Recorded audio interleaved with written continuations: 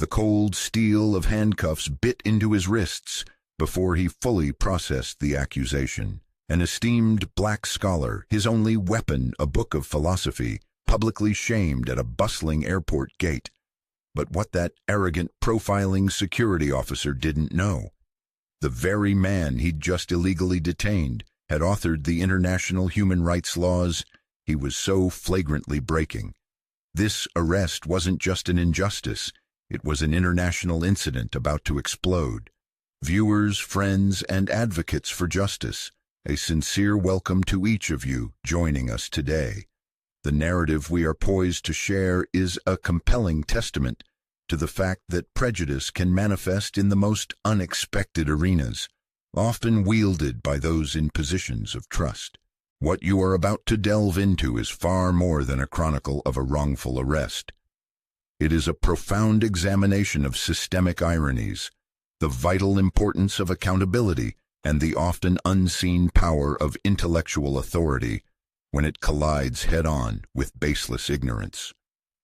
If you are new to our channel, we would be genuinely delighted if you'd take a moment to share where you're watching from in the comments section below. It's a wonderful way for us to connect with our global audience, and if stories that provoke thought, challenge conventions, and inspire a deeper understanding of justice are what you seek, please consider subscribing to our platform and activating the notification bell. Our core mission is to amplify voices that demand to be heard and to ensure these crucial stories reach far and wide. Your engagement and support are the bedrock of our work. Thank you for choosing to be here. Now let us immerse ourselves in the unfolding events concerning the esteemed Dr. Alaric Jordan. The vast sun-drenched expanse of Concourse K at Chicago's O'Hare International Airport throbbed with its usual symphony of managed pandemonium.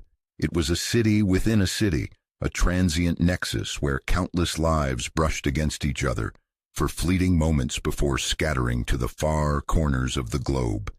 The air hummed with a polyglot chorus of announcements, the rhythmic click-clack of thousands of rolling suitcases over polished terrazzo floors, the hurried footsteps of travelers racing against the clock, and the low murmur of conversations in languages spanning the entire spectrum of human communication. Families huddled together, some in tearful farewells, others in joyous anticipation of reunions. Business travelers' faces, illuminated by laptop screens, tapped away furiously, attempting to wrest productivity from the limbo of transit. It was a place of perpetual motion, a testament to the interconnectedness of the modern world, yet also a space where individual anonymity could be both a comfort and a vulnerability. Seated with an air of composed tranquility, amidst this swirling human tide, in the slightly less frenetic atmosphere of Gate K-12's departure lounge, was Dr. Alaric Elijah Jordan. At 63 years of age, Dr. Jordan was a figure of quiet eminence, though his renown was largely confined to the rarefied circles of international jurisprudence, academia, and high-level diplomatic policy. He was a tall man, lean and distinguished, with a deeply thoughtful expression that seemed to perpetually reside upon his finely featured face.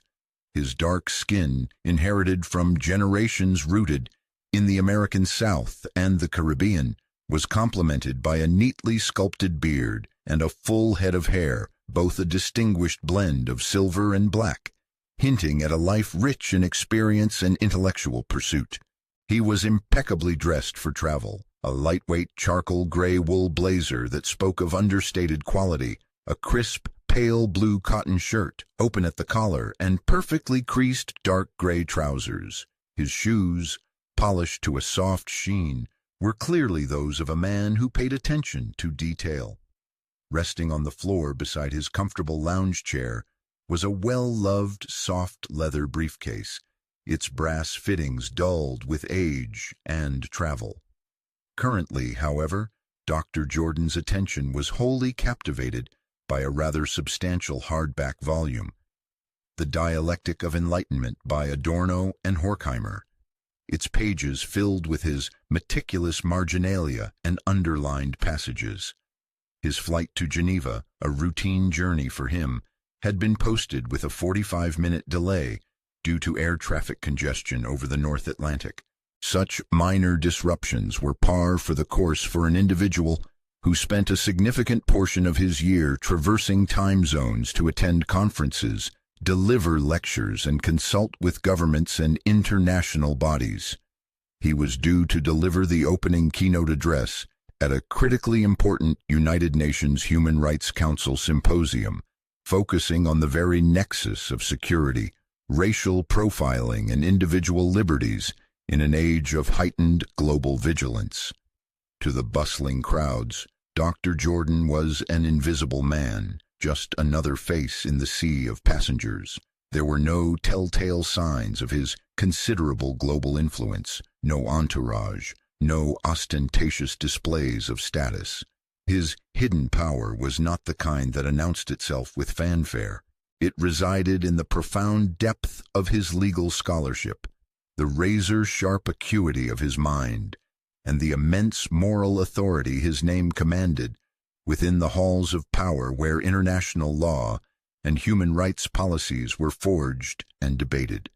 He had been a primary author and guiding voice behind the revised standard minimum rules for the treatment of persons in custody and transit, an exhaustive set of international protocols specifically designed to prevent arbitrary detention, ensure due process, and combat racial and ethnic profiling by security and law enforcement personnel at border crossings and transportation hubs. These protocols, often referred to simply as the Jordan Standards within specialist circles, had been adopted, at least in principle, by over 70 nations, including the United States, following extensive advocacy and negotiation in which he had played a pivotal, if often uncredited, role. His work was the bedrock of modern humane security practices. As Dr. Jordan became further absorbed in a particularly complex passage of critical theory, a different, less edifying human drama was beginning to take shape a short distance away. Officer Mitch Riley, a relatively young man at 29 with 3 years of service in O'Hare's security detail, was patrolling the K-Wing with his partner, Officer Dave Culpepper.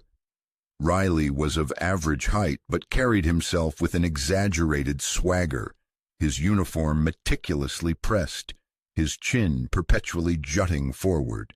He possessed a restless energy and an unshakable belief in his own superior instincts for spotting trouble.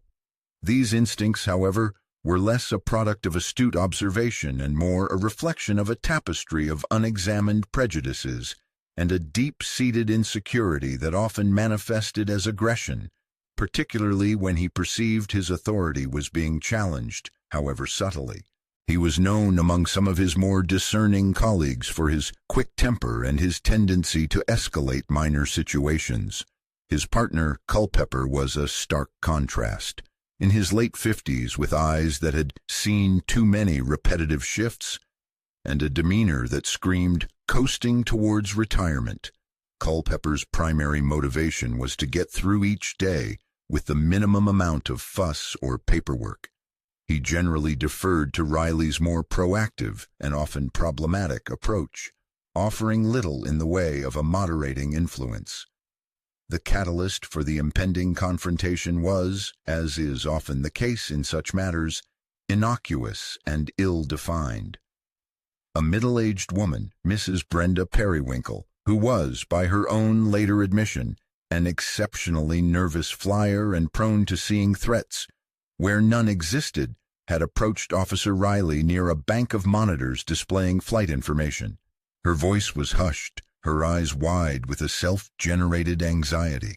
"Officer," she'd whispered, clutching her purse tightly, "that man, over there by gate K-12, the black gentleman, the one reading the very thick book, he's just been sitting there so incredibly still for ages.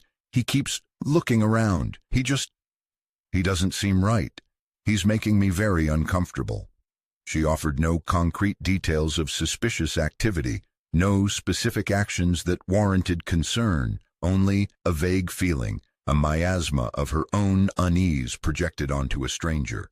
For Officer Riley, however, Mrs. Periwinkle's nebulous report was sufficient kindling for his own latent biases.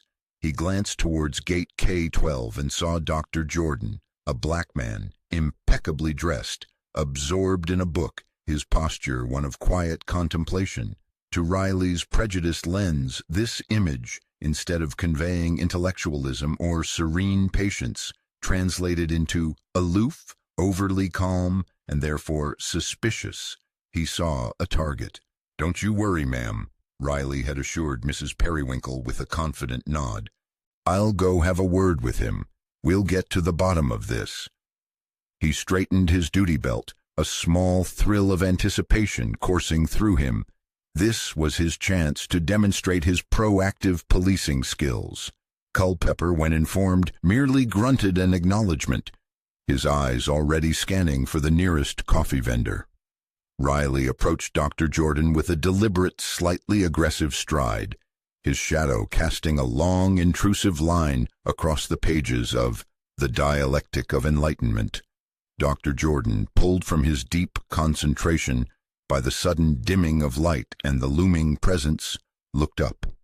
His initial expression was one of polite, mild inquiry, the look of a man interrupted but not alarmed.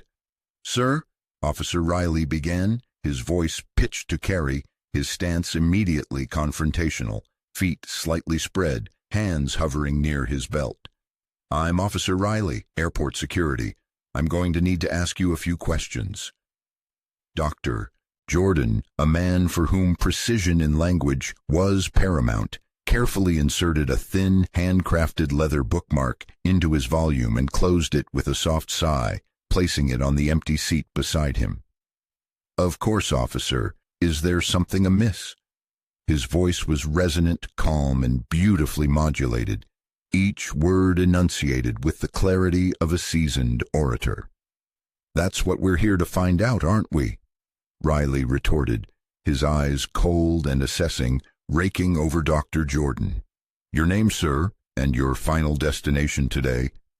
"My name is Alaric Jordan, Dr. Alaric Jordan," he replied, his gaze direct and unwavering. "I am en route to Geneva, Switzerland." Riley's lip curled into a nascent sneer.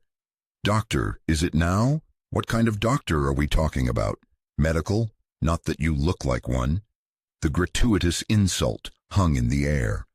"I hold a doctorate in jurisprudence, officer," Dr. Jordan responded, his composure impeccably maintained, though a discerning observer might have noted a slight tightening around his eyes. "My specialization is international human rights law and constitutional theory." "International law, huh?" Riley drawled, making the word sound both foreign and faintly seditious. "Fancy. And what might be in that briefcase of yours, Dr. Jordan?" He gestured towards the leather case with his chin. "My academic papers, officer," Dr. Jordan explained patiently. "Lecture notes for the symposium I am attending in Geneva, some research documents, and perhaps a spare tie." "Well, Doctor," Riley continued, his voice taking on a harder edge, now loud enough to cause several nearby passengers to pause their conversations and glance over with curiosity. "We've received a complaint about you. A concerned passenger reported suspicious behavior. Said you were intently watching other passengers, possibly casing the area for illicit purposes." A brief shadow of incredulity, quickly suppressed, flickered across Dr. Jordan's dignified features. "Watching other passengers, officer? Casing the area? I can assure you with all sincerity that my attention has been entirely devoted to this rather dense text on critical theory. I have scarcely lifted my eyes from its pages. Perhaps your informant is mistaken, or their interpretation is imaginative." "No mistake here," Riley snapped, clearly irked by Dr. Jordan's articulate and unruffled response.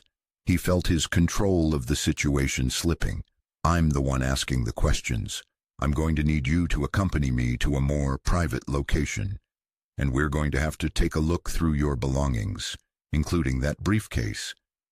Dr. Jordan's posture, if possible, became even more erect. His calm demeanor, however, now held an unmistakable glint of steel. "Officer Riley," he began, his voice still measured but imbued with an undeniable authority, "may I inquire as to the specific, articulable probable cause upon which you are basing this request for an involuntary search of my person and effects? I have, as you know, successfully cleared all mandated TSA security checkpoints without incident. I am, by all reasonable standards, a passenger in good standing, patiently awaiting a delayed flight. If you possess credible information suggesting I have committed or am about to commit a criminal act, I request that you state it plainly. Absent such cause or a legally obtained warrant, I am under no obligation to consent to such a search, and I do not do so." Officer Riley was visibly taken aback. He was accustomed to a spectrum of reactions: fear, anger, stammering confusion, immediate capitulation, but not this calm, eloquent, legally precise refusal from a man he had already mentally categorized and dismissed. Dr. Jordan's erudite assertion of his rights, delivered without a trace of aggression, seemed to act as a red flag to Riley's already simmering resentment. It felt like a direct challenge to his authority, a mockery of his position. "Are you refusing to cooperate with a security officer in the performance of his duties?" Riley's voice escalated in volume and pitch. His face began to flush a dull red. "Because that, doctor, looks an awful lot like obstruction. Makes you look very guilty indeed." "I am not refusing to cooperate, officer," Dr. Jordan corrected him, his tone firm but still devoid of agitation. "I am, as is my prerogative under the Constitution of the United States and, indeed, under numerous international covenants to which this nation is a signatory, asserting my fundamental rights against unreasonable search and seizure. There is a profound and critical legal distinction. If it is your intention to formally detain me, I must insist upon knowing the specific charges, and I formally request the immediate presence of legal counsel." The mention of legal counsel and international covenants seemed to further enrage Officer Riley. He shot a frustrated glance at Officer Culpepper, who merely offered a non-committal shrug, clearly wishing he were anywhere else. Riley felt the eyes of the gathering onlookers, some now discreetly aiming their cell phone cameras. He was losing control, looking foolish. "Legal counsel?" Riley scoffed, stepping so close to Dr. Jordan that the older man could feel the officer's breath. "We don't need to make this complicated. A little cooperation and you'll be on your way." Or, he leaned in, his voice dropping to a menacing hiss, "We can do this the hard way. Your choice, Professor." Dr. Jordan did not flinch, nor did he break eye contact. "Officer," he stated, his voice quiet but carrying an extraordinary weight of conviction that seemed to momentarily silence the ambient noise of the concourse. "I am profoundly familiar with airport security protocols, both domestic and international, including the specific guidelines pertaining to passenger interaction, detention, and search procedures. You are currently operating significantly outside of established legal and ethical parameters. I strongly advise you to de-escalate this unwarranted confrontation and consult with your supervisor before you commit an action that could have severe and regrettable consequences for both yourself and your department." This final, calm, almost paternalistic warning, delivered with such intellectual authority, was the spark that ignited Riley's explosive temper. The implication that he, a uniformed officer of the law, was the one acting improperly, the one who needed to be advised, was more than his fragile ego could bear. "All right, you arrogant son of a... You want to play lawyer?" Riley snarled, his face contorted with fury. "Let's see how you like these legal parameters."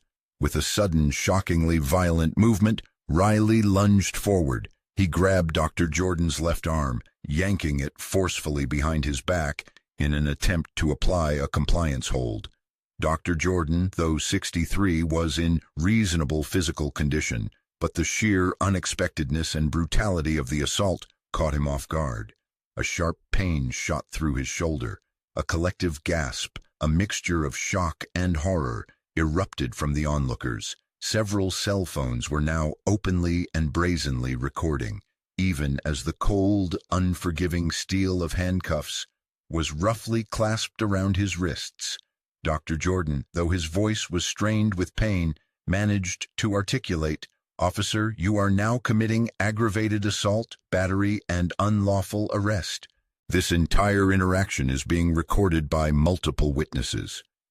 "Shut your damn mouth," Riley barked, yanking him to his feet. Dr. Jordan's copy of Adorno, his meticulously marked companion, slid from the seat and landed with a muted, almost mournful thud on the concourse floor. Officer Culpepper finally seemed to rouse himself from his torpor. "Mitch! Jesus, man, what are you doing? Are you sure about this?" he exclaimed, his voice laced with genuine alarm. He was resisting. He was being aggressive, uncooperative, Riley shouted defensively, his chest heaving, his eyes darting around at the ring of shocked faces and recording phones. He had crossed a line, and some part of him, deep down, knew it. But he was committed now. He roughly propelled the handcuffed Dr. Jordan towards the exit of the gate area, away from the prying eyes, towards the sterile anonymity of the airport's security offices. As Dr. Alaric Jordan, a globally respected scholar, a Nobel Peace Prize nominee for his work on human rights, an architect of the very legal frameworks designed to prevent such abuses, was paraded through a public airport terminal in handcuffs, a victim of blatant racial profiling and an officer's unchecked aggression. The profound, sickening irony was lost on no one present except, perhaps, Officer Mitchell Riley himself. He just thought he had successfully subdued a smart-mouthed, uncooperative subject. He had no inkling that he had just illegally detained one of the most significant legal minds of his generation, a man whose quiet intellectual power, once fully engaged, could shake governments and rewrite international law. The hornet's nest wasn't just kicked, it had been dynamited, and the reverberations were about to be felt around the world. The small, windowless interrogation room in the airport's security sublevel was a study in oppressive sterility.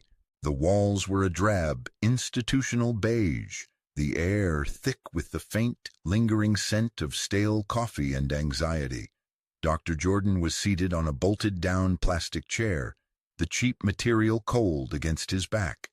The handcuffs, though no longer painfully tight after Officer Culpepper had discreetly loosened them a notch during the walk, were a constant, demeaning presence.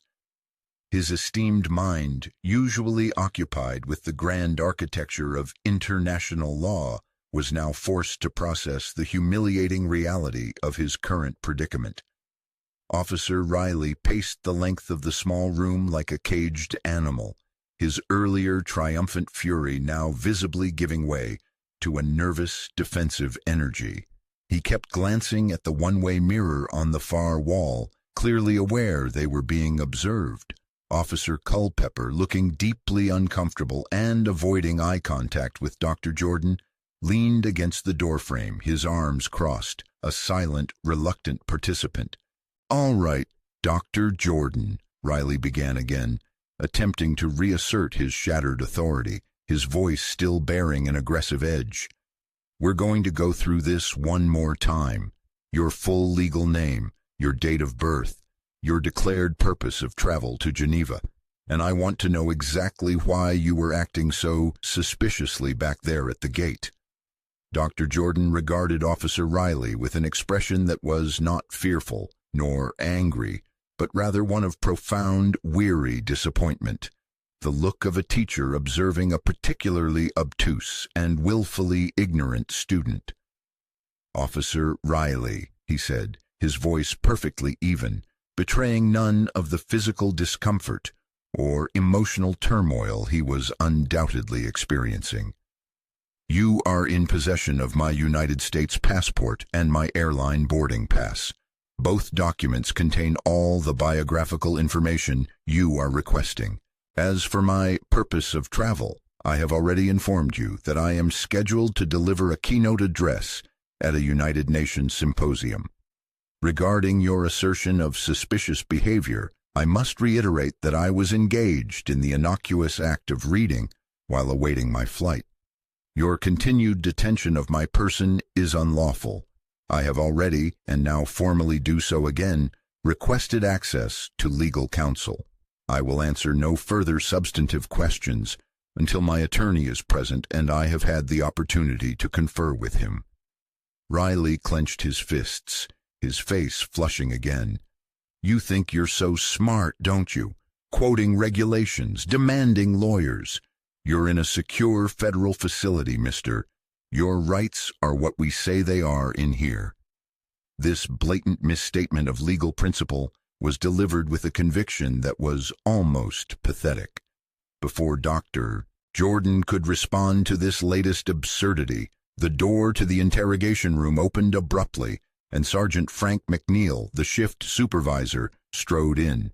McNeil was a man whose face bore the roadmap of 25 years in law enforcement, a network of cynical lines, weary eyes, and a jaw that seemed permanently set in an expression of beleaguered authority. He exuded an aura of someone who had seen it all and was rarely surprised, yet the scene before him, the distinguished elderly black gentleman in handcuffs, and Riley's agitated, almost manic demeanor, clearly gave him pause. He'd been monitoring the escalating situation from the observation room, his initial annoyance at a routine disturbance rapidly morphing into serious concern. The passenger manifest for the Geneva flight had just flashed Dr. Alaric Jordan's name with a VIP flag and a note from the Department of Homeland Security regarding courtesies to be extended to a distinguished international legal scholar. "Riley, Culpepper, what in the goddamn hell is going on in here?" McNeil's voice was a low growl, a stark contrast to Riley's high-pitched aggression. "I've been listening to this circus for the last 10 minutes. Explain yourselves, now." "Sarge," Riley began, his voice suddenly losing its bluster, becoming defensive and whiny. "This guy, he was acting real suspicious out at gate K-12. We got a complaint from another passenger. He wouldn't cooperate, refused to answer basic questions, started getting belligerent, quoting laws at me like he's some kind of big-shot lawyer." Sergeant McNeil cut him off with a sharp, dismissive wave of his hand. He turned his attention to Dr. Jordan, his expression shifting from anger to a cautious, appraising scrutiny.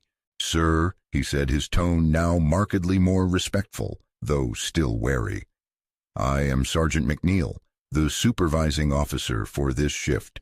I apologize if my officers have been overzealous. Could you please tell me from your perspective what transpired?" Dr. Jordan met McNeil's gaze directly. "Sergeant McNeil," he began, his voice retaining its remarkable composure, "my name is Dr. Alaric Jordan. I am indeed a legal scholar specializing in international human rights law.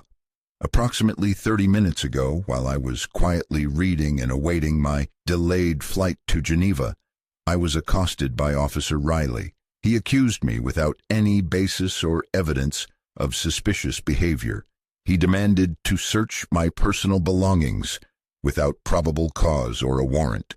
When I calmly and respectfully asserted my constitutional rights and declined to consent to an unlawful search, Officer Riley became verbally abusive, physically assaulted me, and then placed me under arrest, utilizing these handcuffs."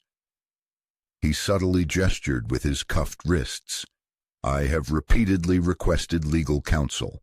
I also request your full name and badge number, as well as those of Officers Riley and Culpepper, for the formal complaint I intend to file. Furthermore, I require that all video and audio recordings pertaining to this entire incident, including any footage from Officer Riley's body-worn camera, assuming it was activated and functioning as per departmental policy, be preserved and made available to my legal representatives. His recitation was flawless, each point delivered with the precision of a legal brief. A heavy silence descended upon the small room. Sergeant McNeil stared at Dr. Jordan, then at the increasingly pale Officer Riley, then back at Dr. Jordan.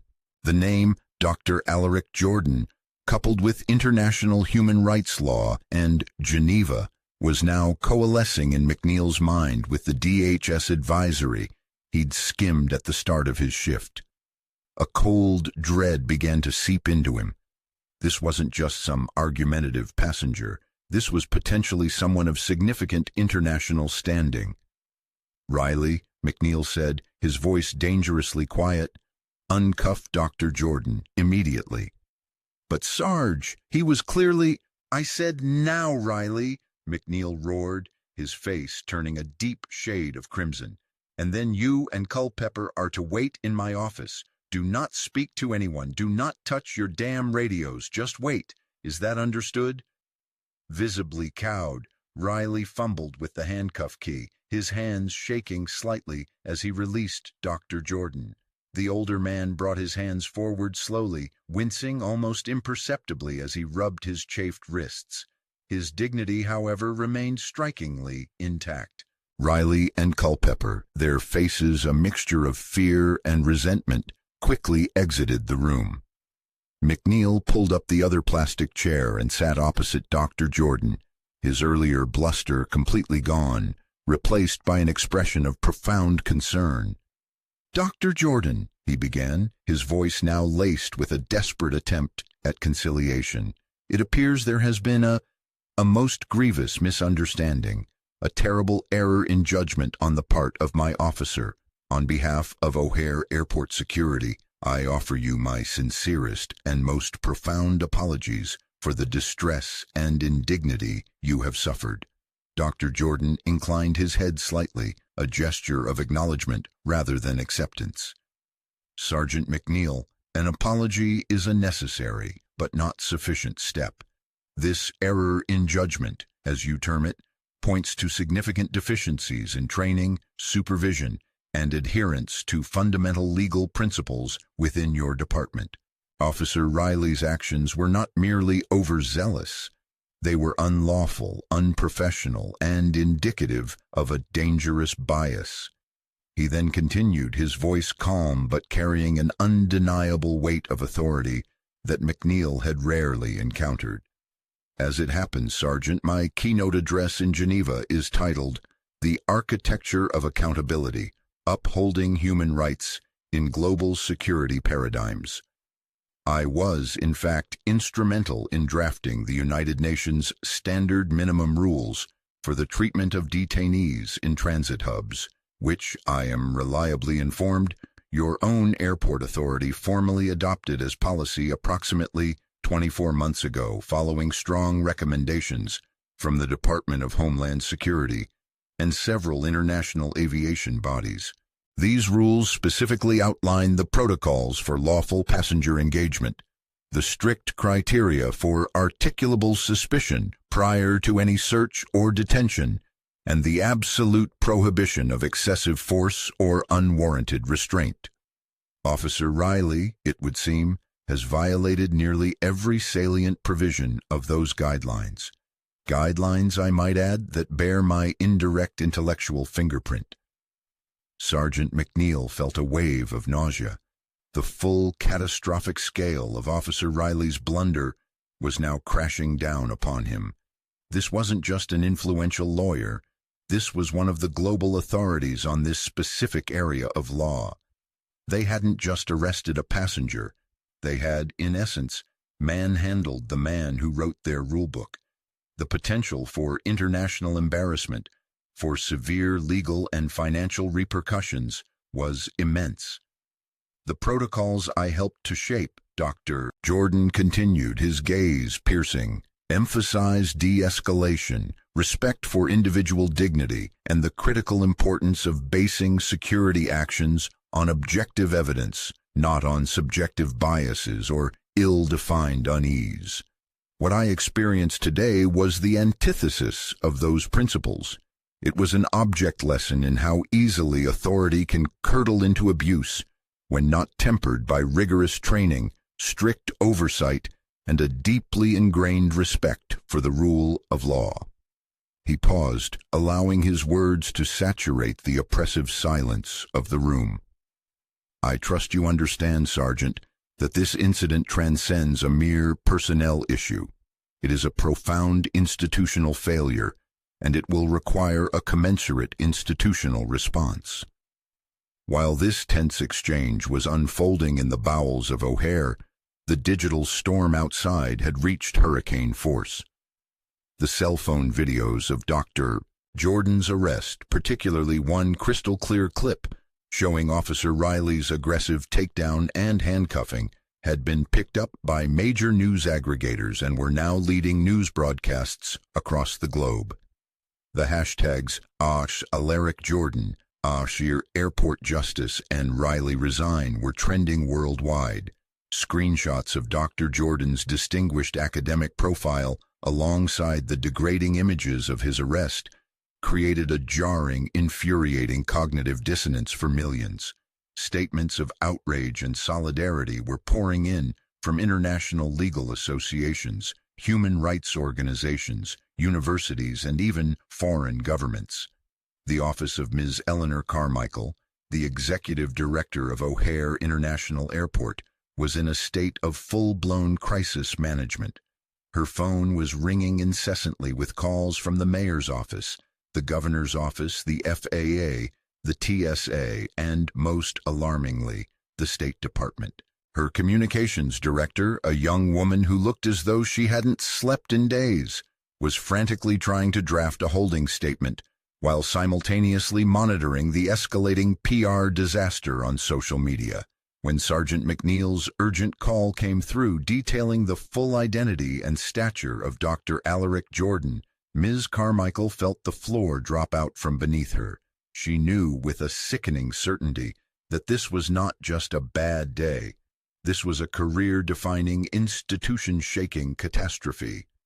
"Keep him there, Sergeant," she had almost shrieked into the phone. "Do not let him leave that room until I get there.